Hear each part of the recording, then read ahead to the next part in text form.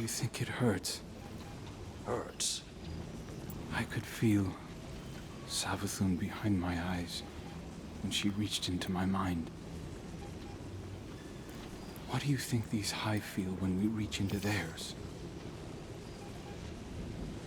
I also find the Scion's methods unsettling, but they can uncover Savathun's plans more efficiently than I ever could. Better to just put them out of their misery. H.E.L.M believes these Hive might hold deeper secrets.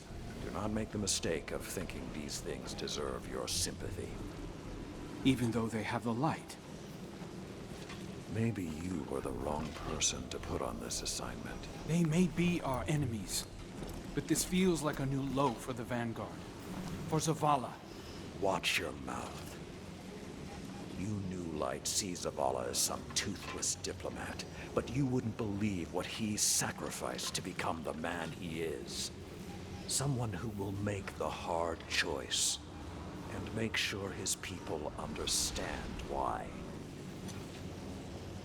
Then I can't wait to hear the speech about all this. You want a speech? Today the Vanguard did what had to be done. Mercy prevailed. Speech over. Say it a little louder. I don't think this guy could hear you. This doesn't look like mercy to me. Then you're not looking hard enough.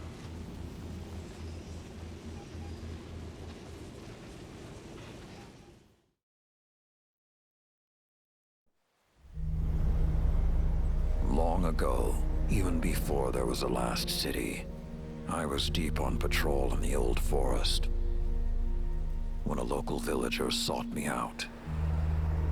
They asked me to catch a thief. I told them the Iron Lords were no mercenaries, but I saw their pride as well as their poverty. When they offered me a loaf of black bread instead of coin, I agreed.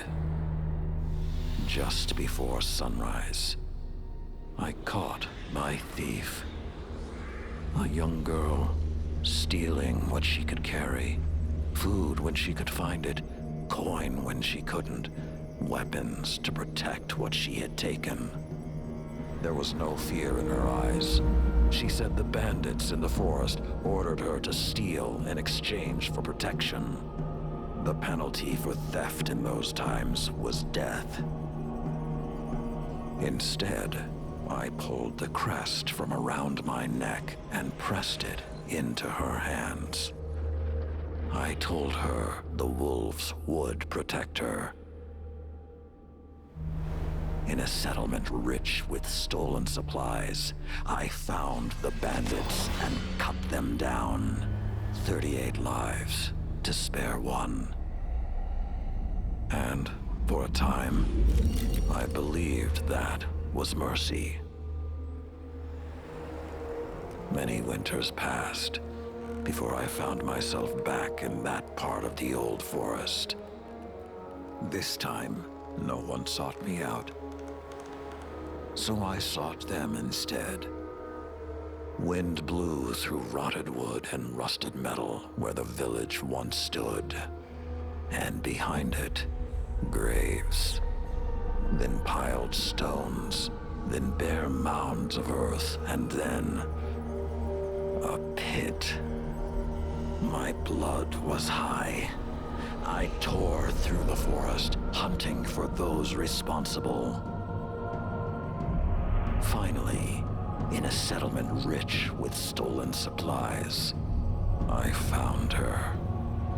A lightless woman with my crest around her neck. There was no fear in her eyes. She spoke plainly.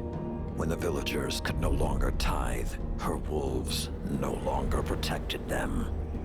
She bled them dry, and when they had no more to give, she sent in her men, unleashed her wolves.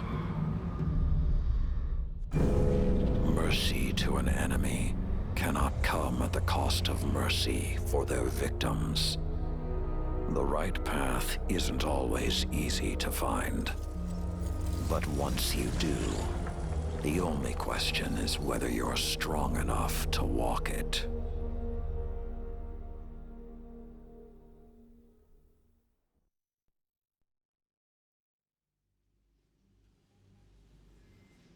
Consider that the next time you feel pity for our enemies.